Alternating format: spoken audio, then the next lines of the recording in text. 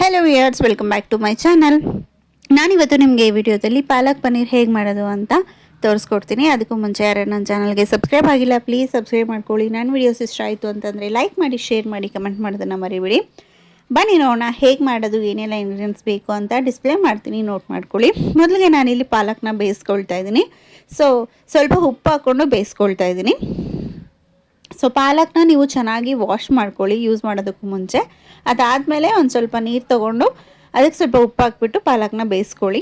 ನೀವು ಬೇಕಾದರೆ ಕುಕ್ಕರಲ್ಲಿ ಸಹ ಬೇಯಿಸ್ಕೋಬೋದು. ಇದಕ್ಕೆ ಒಂದು ಅರ್ಧ ಸ್ಪೂನಷ್ಟು ಯೆಲ್ಲೋ ಪೌಡರ್ನ ಹಾಕ್ಕೊಳ್ತೀನಿ.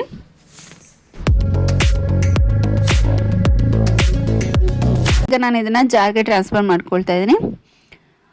ಇದನ್ನು ನಾವು ಗ್ರೈಂಡ್ ಮಾಡಿ ಪೇಸ್ಟ್ ಮಾಡ್ಕೋಬೇಕು. ಇದಕ್ಕೆ ನಾನು 1 ಇಂಚಷ್ಟು ಶುಂಠಿ ಹಾಕ್ಕೊಳ್ತಾ ಇದ್ದೀನಿ, ಹಾಗೆ 1 ಬೆಳ್ಳುಳ್ಳಿ ಹಾಕ್ಕೊಳ್ತಾ ಇದ್ದೀನಿ.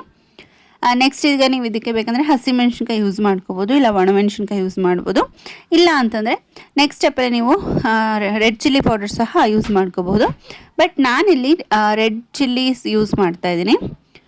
ಒಂದು 4ರಿಂದ 5 ಹಸಿಮೆಣ್ಸಿನ್ಕಾಯಿ ಹಾಕ್ಕೊಂಡು ಚೆನ್ನಾಗಿ ಪೇಸ್ಟ್ ಮಾಡಿ ಸೈಡ್ಗೆ ಇಟ್ಕೊಳ್ತೀನಿ. ನೆಕ್ಸ್ಟ್ ಒಂದು ಬಾಣಲಿಗೆ 2ರಿಂದ 3 ಸ್ಪೂನಷ್ಟು ಆಯಿಲ್ ಇಲ್ಲ ಬಟರ್ ಹಾಕ್ಕೊಳ್ಬೇಕು. ಅದಕ್ಕೆ ಬೇ ಲೀಫ್ ಹಾಕ್ಕೊಳ್ತಾ ಇದ್ದೀನಿ. ನೆಕ್ಸ್ಟು ನಾವು ಕಟ್ ಮಾಡಿ ಇಟ್ಕೊಂಡಿರೋವಂಥ ಪನ್ನೀರ್ನ ಫ್ರೈ ಮಾಡ್ಕೋಬೇಕು ಲೈಟಾಗಿ. ಟೇಸ್ಟ್ ಚೆನ್ನಾಗಿ ಅನಿಸುತ್ತೆ.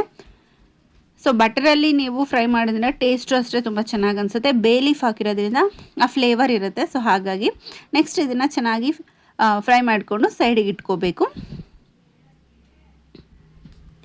ಇದಕ್ಕೆ ಸ್ವಲ್ಪ ಉಪ್ಪು ಹಾಕ್ಕೊಳ್ಳಿ ಫ್ರೈ ಮಾಡೋದಕ್ಕೂ ಮುಂಚೆ. ನೆಕ್ಸ್ಟ್ ಈಗ ಸೇಮ್ ಬಾಣಲಿಗೆ 2ರಿಂದ 3 ಸ್ಪೂನಷ್ಟು ಬಟರ್ ಇಲ್ಲ ತುಪ್ಪ ಇಲ್ಲ ಆಯಿಲ್ ಯೂಸ್ ಮಾಡ್ಕೋಬಹುದು. ನಾವು ಪೇಸ್ಟ್ ಮಾಡ್ಕೊಂಡಿರೋವಂಥ ಗ್ರೀನ್ ಪಾಲಕ್ ಪೇಸ್ಟ್ನ ಹಾಕ್ಕೋಬೇಕು. ತಕ್ಕನಷ್ಟು ನೀರು ಹಾಕ್ಕೋಬೇಕು. ನಾನಿಲ್ಲಿ 1 ಕಪ್ಪಷ್ಟು ಹಾಕ್ಕೊಂಡಿದ್ದೀನಿ. ಹಾಗೆ ಇದಕ್ಕೆ 1 ಸ್ಪೂನಷ್ಟು ಕಾರ್ನ್ಫ್ಲೋರ್ನ ವಾಟರ್ ಮಿಕ್ಸ್ ಮಾಡಿ ಹಾಕ್ಕೊಳ್ತಾ ಇದ್ದೀನಿ ತಿಕ್ನೆಸ್ಗೋಸ್ಕರ. ಹಾಗೆ ರುಚಿಗೆ ತಕ್ಕಷ್ಟು ಉಪ್ಪು ಹಾಕ್ಕೊಳ್ತಾ ಇದ್ದೀನಿ.